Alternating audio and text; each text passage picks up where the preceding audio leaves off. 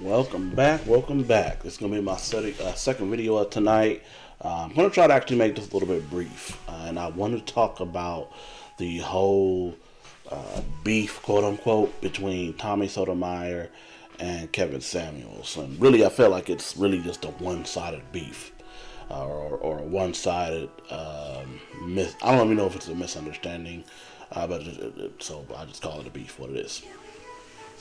And my take on the whole thing is that, and Kevin really has already went over this, is Tommy is really just right now just feeling salty. That's my whole take on the things. Tommy is feeling salty, along with and he's not the only one. There are a number of other people that are getting in their feelings about Kevin Samuels because of the traction that he has gained, especially over the last year or so, and just basically blowing out the other people that are doing similar content to him. And I just want to say this real quick, and this is to, if Tommy watches this or any of his fans watches this, you guys have to understand, yes, Tommy does predate Kevin Samuels. Tommy predates a lot of people on YouTube because he was one of the first ones to really do what he does. Okay? So, I don't think anybody denies that. The thing that Tommy is doing right now, though, and just being a very salty person, is he simply is mad. From my point of view, he's simply just mad because he missed his opportunity to get to the place where Kevin Samuels is currently headed. He simply missed that opportunity. And regardless of all of, what's fair or not fair, or because Tommy spoke in this way and so he got canceled in certain paradigms and stuff like that, that has nothing to do with Kevin Samuels.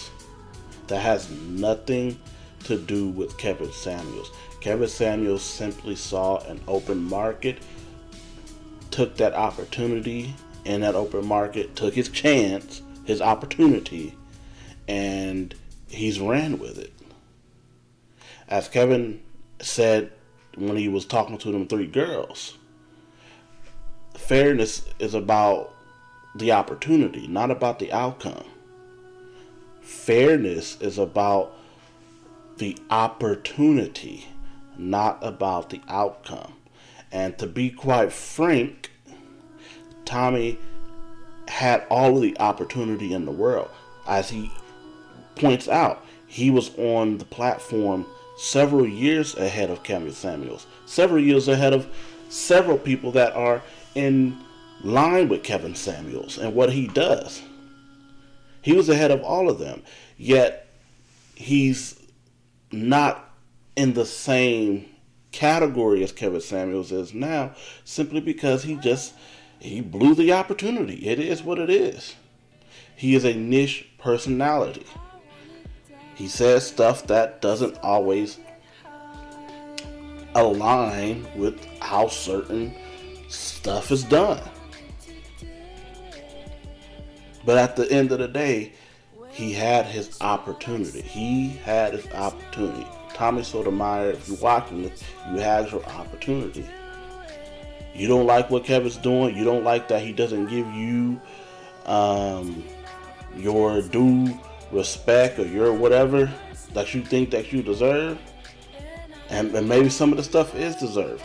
He don't have to do that. It ain't fair, but it is what it is. It is what it is.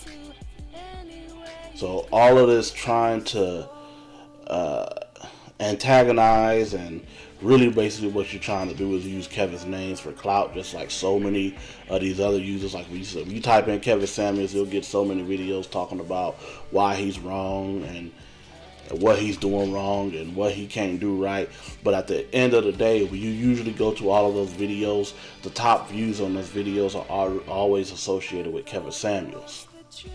It's not associated with them actually doing something of their own merit.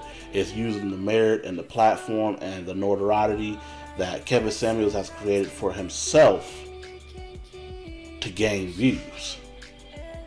Which, if you're going to do that, whatever, but you got to understand that gets old real quick, and you just put yourself into you paint yourself into a corner. You paint yourself into you can only do good content when you're over here bashing Kevin Samuels.